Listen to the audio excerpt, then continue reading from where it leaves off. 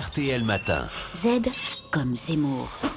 Bonjour Éric Zemmour. Bonjour. Alors vous voulez revenir ce matin sur l'incendie des locaux de Charlie Hebdo qui publie cette semaine, on le rappelle, un numéro baptisé Charia Hebdo. Pour l'instant, la police judiciaire n'exclut aucune hypothèse, mais comme le site internet du magazine satirique avait été piraté avec des slogans arabes et qu'il y avait eu des menaces, on va dire que l'islamisme est une piste. En tout cas, la condamnation, elle, est unanime, Éric. Oui, les réactions sont on ne peut plus convenues. D'un côté, on défend la liberté d'expression. De l'autre, on détache les coupables de l'ensemble des musulmans. On les marginalise, on les traite même d'abrutis, comme le fait Jean-Luc Mélenchon. Des journalistes de Charlie Hebdo ont expliqué que les auteurs de l'attentat n'étaient pas de vrais musulmans, comme si des athées, souvent militants, pouvaient savoir ce qu'étaient de vrais croyants.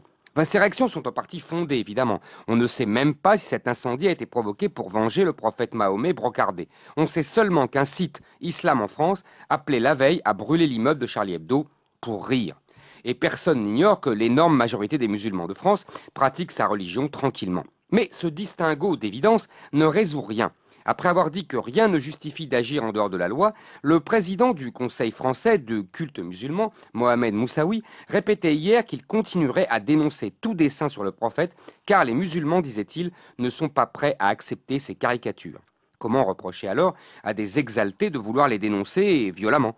La figure du prophète n'est pas celle de Dieu pourtant, elle peut donc être présentée, et elle l'a toujours été. C'est la caricature que les musulmans refusent. Mais voilà, en France, l'irreligion se part des atours de l'humour, de la dérision, du sarcasme pour contester la foi. C'est une tradition française, 2 fois séculaire.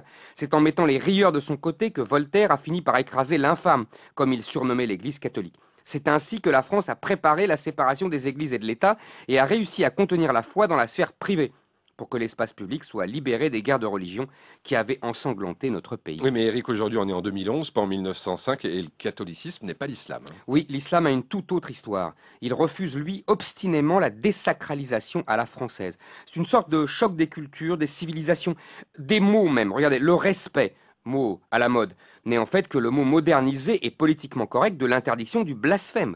L'islamophobie n'est que la trouvaille sémantique des mollahs iraniens pour interdire toute critique de l'islam. Alors, nos médias, nos politiques, nos intellectuels, toutes nos élites, souvent bien pensantes, sont face à une contradiction inextricable. Elles se veulent d'une part les héritières de Voltaire, se moquent de la religion opium du peuple, mais seulement quand c'est le catholicisme.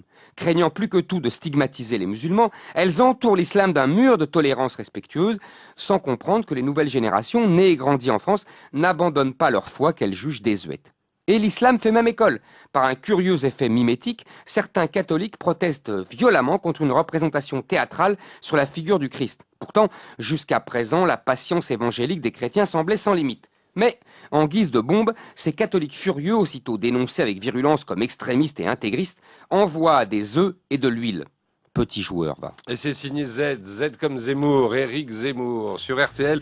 Lui aussi, vous pouvez le retrouver sur rtl.fr.